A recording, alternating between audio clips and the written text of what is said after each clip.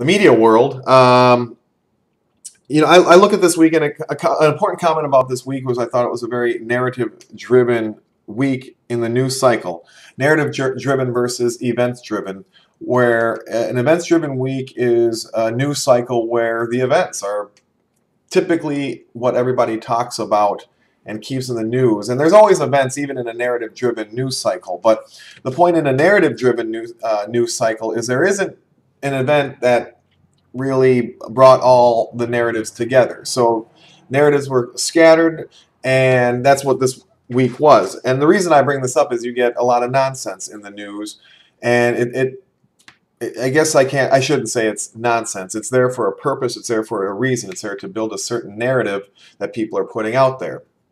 But from my perspective, you get a lot of nonsense news. And we want to point that out on this program, biases and what's going on with that. So anyway, diving in, first of all, there's an analyst on ESPN that put out a tweet that called Donald Trump a white supremacist, racist. Typical normal stuff. I wasn't used to seeing this stuff on ESPN when I was growing up. I haven't watched ESPN in a long, long time. But it seems now every other week there's a story, or every other day there's a story about some political story. And I thought they did sports, but I guess they do other things. But the point was, I guess this person who made this tweet will continue to work at SportsCenter, where people have expressed other opinions, opinions that were against opinions that were supported by ESPN. Those people were fired. So just something to bring up, a double standard that exists at ESPN. I think everybody already knows that, but here's just another story that strengthens that narrative. That's evidence to that narrative.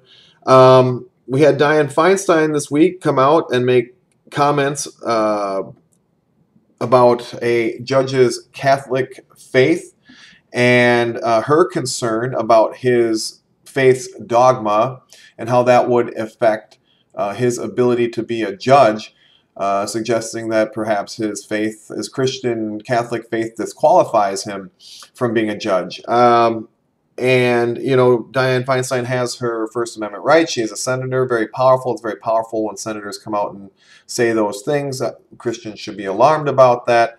And they should be alarmed because, again, the double standard that exists in our media and our government, when people come out and say, for example, Sharia law is incompatible with constitutionalism, which is a true statement, they're censored, penalized. There's been plenty of examples of that, fired, whatever it is. And this double standard that exists is beyond just talking about it. People have to start taking action.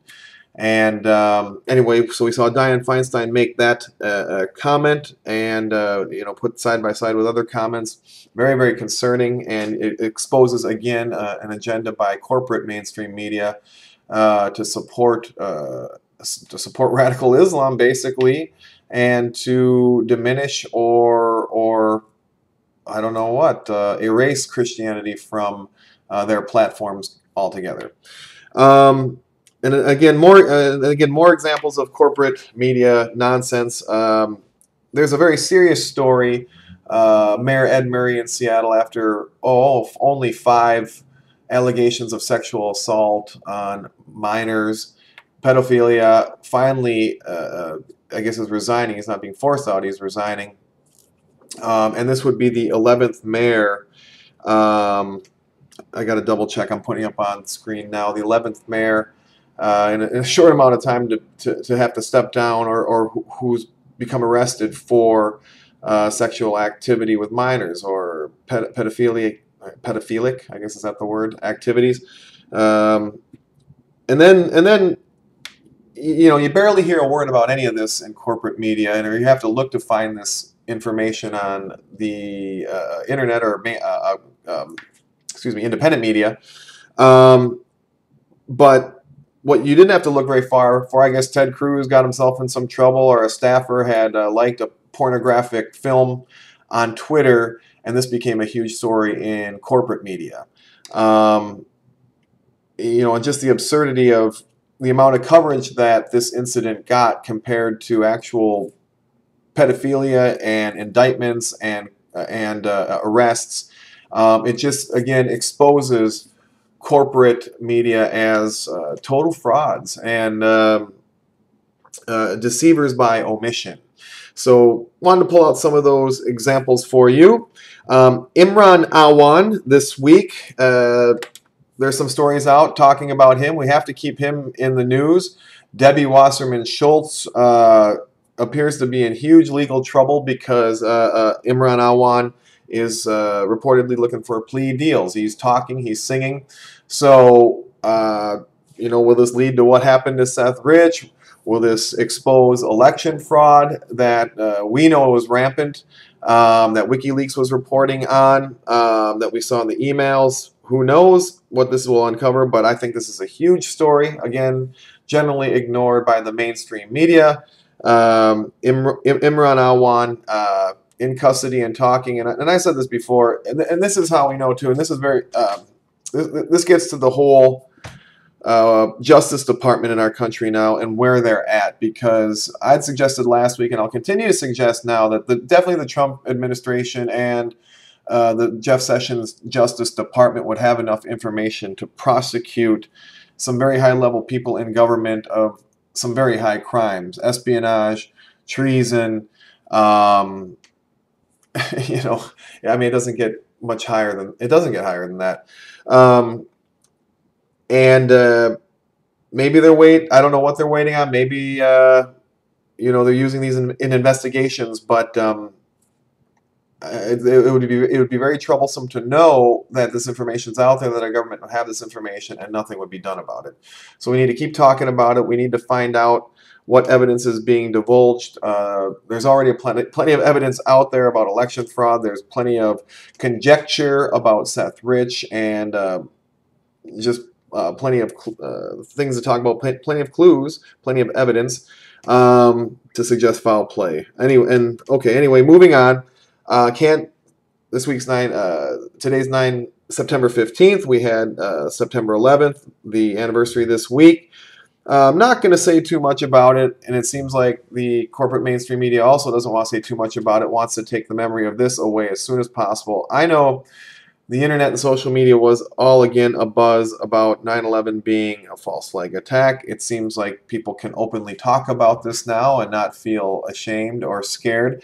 I believe that our government did not tell us the truth about 9/11, and I just like to leave it there because people can look into everything for themselves. I suggest that people should net search Building 7, and that's just a great place to start when it comes to 9/11, and start putting pieces together like that. Obviously, 9/11 was the most consequential political event in my lifetime. I was born in 1978, and the most important event, probably, I don't know. I guess maybe the assassination of Kennedy before that. Well, whatever, we can debate that later. But what I think people overlook about 9/11 is it really did usher in a new era of globalism and aggressive, what we call COG, continuity of governments, because the United States engagement in the Middle East really just started intertwining and mixing our government's interests, our corporate interests, our financial interests, a mutual interest in resources, and created this globalist atmosphere where governments just began engaging more and working together more, and you see that all the time now. It's I guess our government here in the United States seems like they're best friends with the Saudi royal family all of a sudden, and I think that's a terrible mistake. And 9/11 to me ushered in this era post 9/11 of an era of COG. COG being the continuity of government template that globalists talk about. I'm not going to get into that right now, but it was a tremendous event for that reason. If our government did lie to us, then it was a false flag. I'm not suggesting that planes didn't hit the building or that people didn't die or anything like that, but the fact that we don't know the truth about it suggests, that leaves the possibilities of anything happening or being on the table as to what could have happened or why it happened or what events. We know that we went to war with two countries, Iraq and Afghanistan, or Afghanistan and Iraq, I should say. post 9/11, and the hijackers were Saudi Arabian. So, and anyway, I'm gonna drop it. We'll do a 9/11 video later. 9/11, the anniversary was this week, and hey, just net search Building 7, net search 28 missing pages. Saudi Arabian royal family paying for the hijackers being in the United States, financing the hijackers while they're in the United States. You know, smoking gun stuff, people.